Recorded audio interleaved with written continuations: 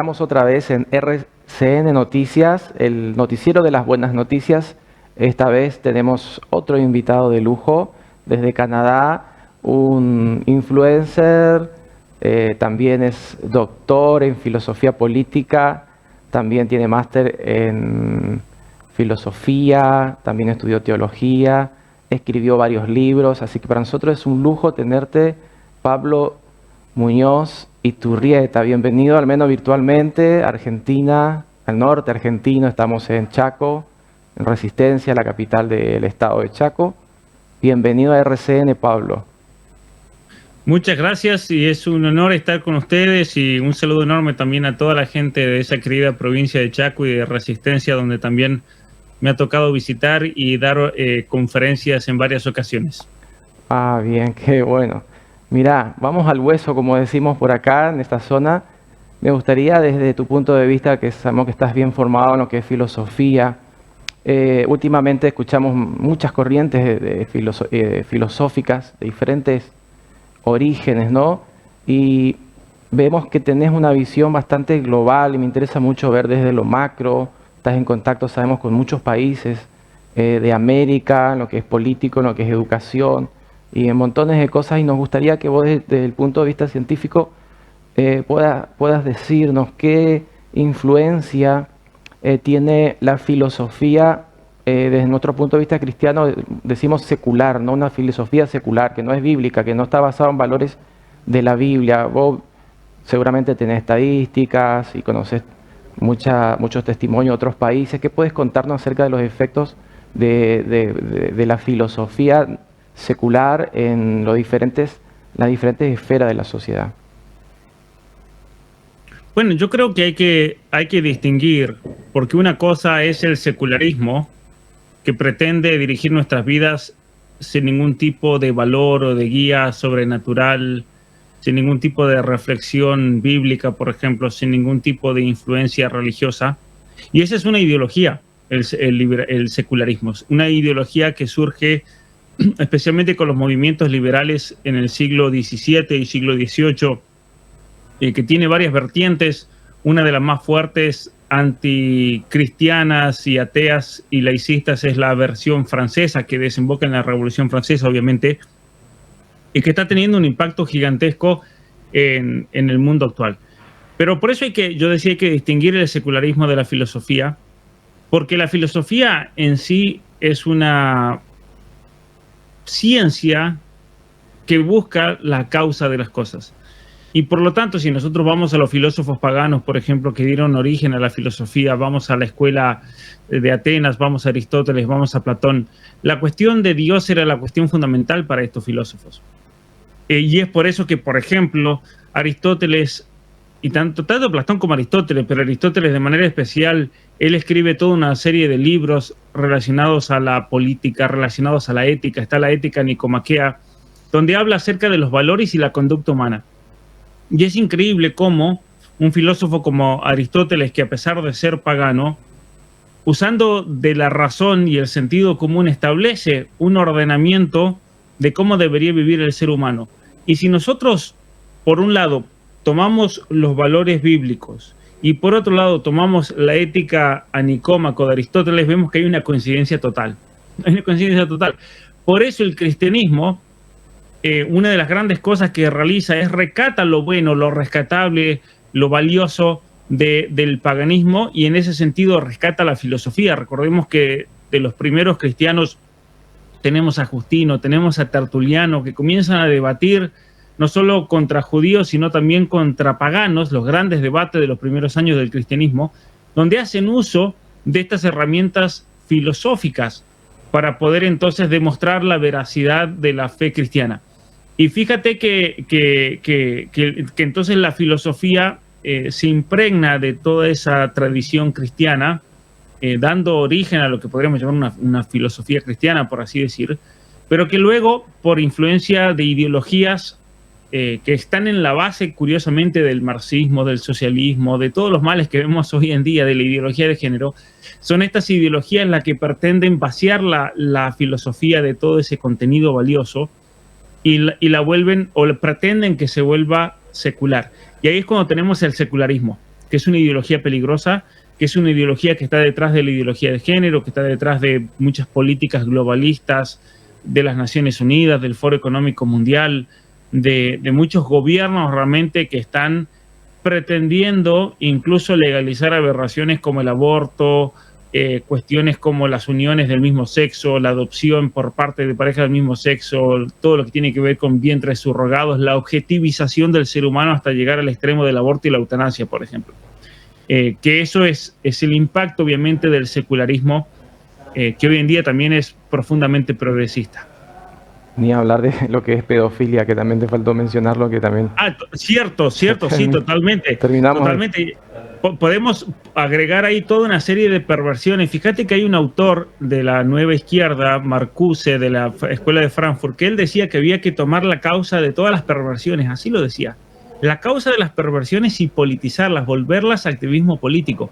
Que lamentablemente en la Argentina quienes abrazaron más que nadie esa causa fue todo el kirchnerismo, ¿no es cierto? Como es un hecho que pasó. No solamente ellos, pero por eso está muy identificado, por ejemplo, todo el movimiento por luchar, ¿no es cierto?, por las disidencias sexuales.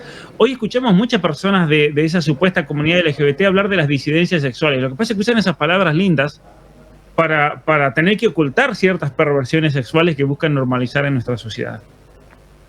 Pablo, te pregunto también, sé que has recorrido más de 20 naciones dando discursos y entrenamiento y seminarios en diferentes universidades. ¿Cómo ves las naciones que tienen más filosofía, podemos decirlo, basado en valores cristianos?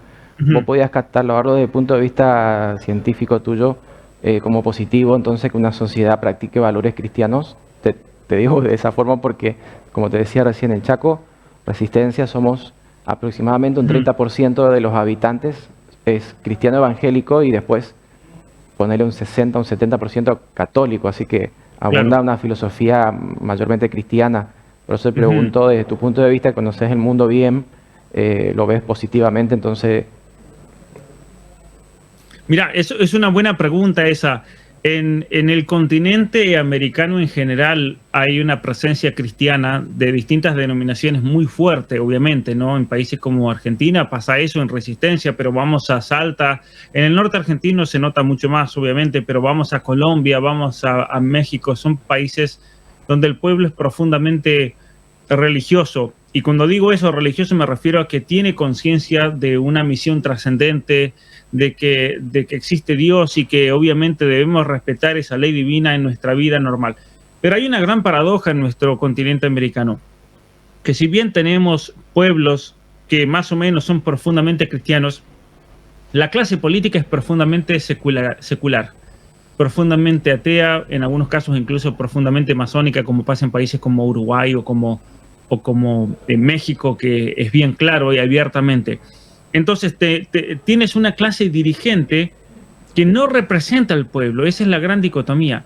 Entonces, ¿cómo puede ser que, por ejemplo, Colombia se dice estadísticamente que es el país más religioso de América Latina, pero cómo puede ser que Colombia, siendo el país más religioso, donde tienes muchos católicos, muchos evangélicos, el presidente es un ex guerrillero, marxista, asesino, ateo, totalmente ateo y totalmente en contra de los principios y valores cristianos, cuyas políticas públicas que el gobierno colombiano está empujando hoy en día van totalmente en contra de los valores del cristianismo, ¿no? Lo mismo podemos decir en México, lo mismo podemos decir de Argentina en los últimos años. Ahora está cambiando un poco la cosa en Argentina, pero era un hecho que hasta hace un año, ¿no?, teníamos un gobierno de Alberto Fernández que iba totalmente en contra de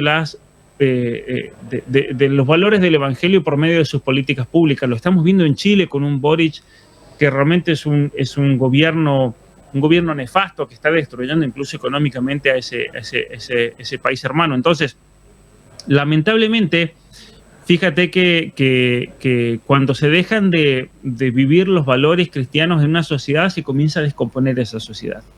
Totalmente. Tenemos el caso de países donde están fundando sus políticas públicas en valores cristianos y esos países están reflotando. Lo estamos viendo en Hungría, por ejemplo. Ah, qué buena noticia.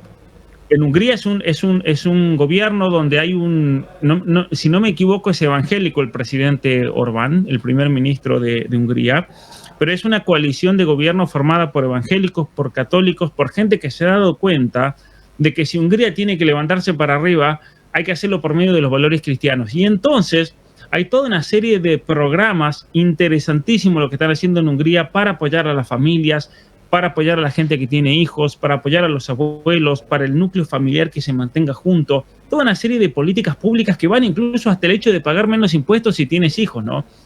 Para ayudarte así económicamente. Cuestiones culturales, por ejemplo, el gobierno de Hungría subvencionando centros educativos en todas las ciudades para que todos los estudiantes universitarios puedan formarse paralelamente a la universidad con respecto a los valores cristianos, por ejemplo. Entonces, el gobierno de Hungría ha establecido centros de primera calidad mundial porque están trayendo académicos de todo el mundo también a que sean parte de eso. Están gastando muchísimo dinero porque se han dado cuenta que si queremos levantar Hungría hay que levantarle a nivel cultural a los húngaros. Y la cultura de los húngaros, ¿cuál es? El cristianismo. Es interesantísimo lo que han hecho. Y listo, ahí. Y si los progres se enojan y los ateos se enojan, que lloren. Porque la cultura húngara es cristiana. Imagínate que en Argentina hagamos algo así. Que digamos, en Argentina los cristianos somos mayoría. En Argentina los cristianos deben ser conscientes de que es un país cristiano, con valores cristianos, y que los políticos han estado tratando de destruirlo por décadas. Imagínate que hay un gobierno que diga vamos a revalorizar los valores cristianos en Argentina y vamos a empezar a educar de verdad. En vez de tirar el dinero a universidades públicas que te terminan muchas veces destruyendo a una generación, lo vamos a usar en cosas que realmente valga la pena. Qué buena noticia me das, Pablo, así que justamente da pie a la otra pregunta que quería hacerte, que cómo lo veías a que el pueblo cristiano se pueda mezclar o inmiscuir en lo que es política. Como verás, en América cada vez el pueblo cristiano participa más. Entonces lo ves de una forma positiva eso. Mira, sí, ciertamente que sí. Hay una cuestión clave que todos los cristianos, y aquí no importa, hablemos cristianos en general, ¿no? Todos los cristianos deben entender que cuando Jesucristo trajo el evangelio, eso tiene una implicancia individual en la vida de una persona. Por ejemplo, si lees el evangelio y te convertís y te das cuenta que ese es el camino, vas a tener que cambiar muchas cosas en tu vida personal. Pero eso también significa que vas a tener que cambiar cosas a nivel familiar. Una familia que sea cristiana tiene que vivir de otra manera, tiene que vivir como cristiano. Y si tenés un conjunto enorme de familias, vamos a tener una sociedad cristiana. Y una sociedad cristiana sí o sí exige de que las leyes y que la organización y que la estructura de todo tipo de aspecto económica, política, cultural de esa sociedad debe ser cristiana.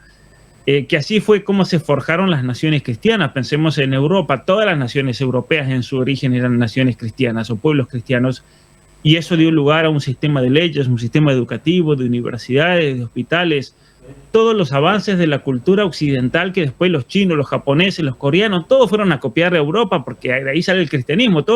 Fíjate cómo todo el ordenamiento jurídico, el ordenamiento político, el ordenamiento de las leyes, de la economía, de las universidades, de los hospitales, todo sale de Europa, no sale de África.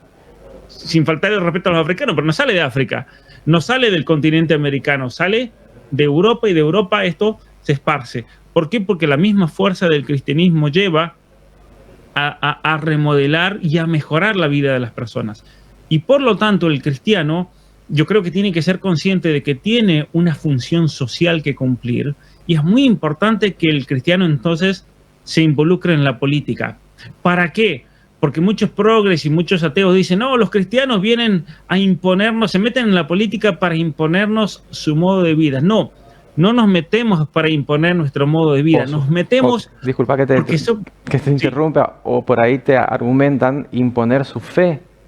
Pero claro, no hablamos solamente de fe, hablamos de conducta y de comportamiento también. Así es. Y el cristiano, y aquí viene la cuestión, y el cristiano no tiene que tener miedo de decir esto, el cristiano se mete en política porque es consciente de que el modo de vida cristiano y de conducta y de ordenamiento es lo óptimo para el ser humano. Ya está. Porque, por ejemplo, si un peronista se mete a la política, el peronista te va a decir, me voy a meter para imponer los ideales o avanzar los ideales de Perón. Y no va a tener vergüenza de decirlo. Un radical te va a decir lo mismo con el radicalismo, un libertario te va a decir lo mismo con el libertarismo. Un cristiano se mete en la política porque es consciente de que el modo de vida del evangelio es lo mejor que hay para el ser humano. Y no voy a imponerlo, simplemente lo voy a proponer como la mejor opción. Pero ¿cuál es el problema? Que no tenemos en general cristianos que nos representen. Entonces, fíjate, 60% decía más o menos católico, 30% evangélicos. Pero ¿cuántos políticos verdaderamente creyentes hay en el Chaco, por ejemplo? Una respuesta coherente debería ser: hay un 60% de católicos creyentes que son políticos y un 30% de evangélicos. Pero te aseguro que no es así, ¿no es cierto? No es así. No. Tenemos un problema serio. Entonces, aquí hay una situación realmente complicada, porque tenemos una clase política que no sigue los valores del cristianismo, que no sigue los valores que representan a ese pueblo, y después nos hablan de representantes. Representante, mentira. La realidad es que la mayoría de los políticos representan solamente sus propios intereses y sus propias ansias de poder, y van cambiando como quieren. Mira a Cristina Kirchner. A ver, Cristina Kirchner, pro vida se decía. Después, cuando convenía hacer aborto, mi hija me convenció, dijo, y ahora es abortista. Pero ahora que ganó Milei, de repente se están todos volviendo de derecha.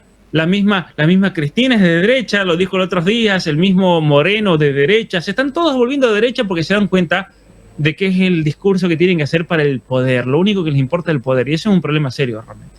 Bueno, entonces, resumiendo, Pablo, sería verdaderos cristianos, porque los verdaderos cristianos son los que caminan como Jesús, y no solo los que dicen que creen o que piensan que creen y son cristianos, sino vivir la fe cristiana y bíblica, sería el resumen, ¿no? Claro, ¿y cómo es vivirla? Se vive con las acciones, con el modo de actuar, con el ejemplo, con el modo de vida, porque no podemos pretender ser cristianos porque lo decimos. Tengo fe y listo. No, demostrámelo también con tu vida. Obviamente que tus acciones y todo van a estar inspiradas por Dios y por la gracia de Dios. Gracias a Dios, si nos portamos bien es por gracia de Dios, pero en definitiva, demostrarlo, porque solamente así puedes demostrar una fe verdadera, ¿no? Y no una fe vacía como muchos políticos que tal vez se dicen, pero O sea, fuera. te cuento una anécdota chiquitita nada más. Hace poco fui al banco de sangre a donar, y la enfermera me decía que ellos tienen una actividad que van a diferentes iglesias Ujú.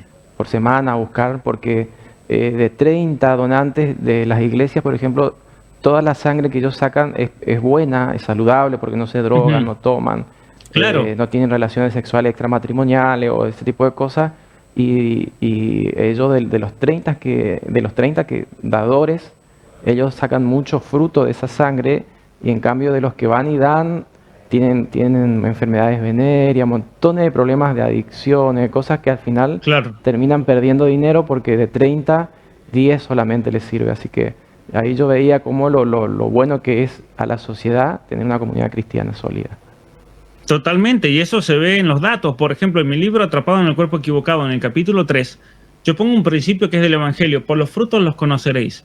Si realmente muchas personas llevasen una vida buena, lo veríamos en los frutos. Pero ¿cómo puede ser, por ejemplo, que la comunidad LGBT, por los altos niveles de promiscuidad, tenga tantos problemas de depresión, de drogadicción, de adicciones, de alcoholismo, de enfermedades venéreas? De hecho, en muchos países está prohibido que donen sangre los de la comunidad LGBT, por las altas tasas de promiscuidad y la cantidad gigantesca de enfermedades venéreas. Entonces, el vivir como cristiano tiene una consecuencia positiva para la persona humana, y el vivir como LGBT tiene un castigo que viene en esta misma vida. Es una realidad. Estos son datos puros, ¿no? Son datos puros. No es discriminar, ser intolerante, despreciar, ser homofóbico, transfóbico, como nos quieren hacer creer. No, señores, es la realidad. Es la realidad. Claro, es un dato objetivo, dirías. No es que estamos Totalmente. excluyendo a nadie, lo amamos a todos, pero simplemente compartimos los datos que son Mira, objetivos, que no así necesita es. análisis.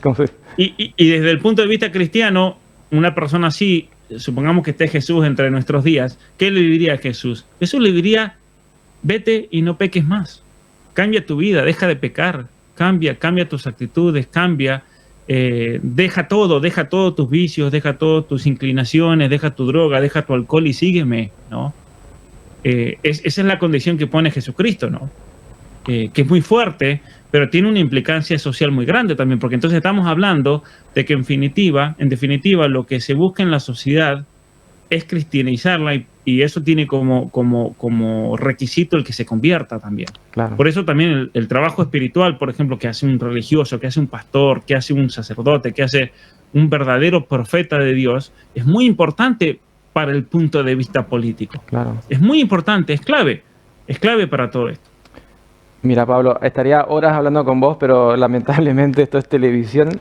Tenemos un tiempo bastante acotado, pero Dios quiera que podamos tener otra oportunidad en alguna entrevista y podamos sumar a algunos amigos que tengo que seguramente te van a interesar conocerlo y tener una charla un poquito más amena. Así que Por supuesto, muchas gracias. Así que esto fue todo por RCN, como siempre, el noticiero de las buenas noticias.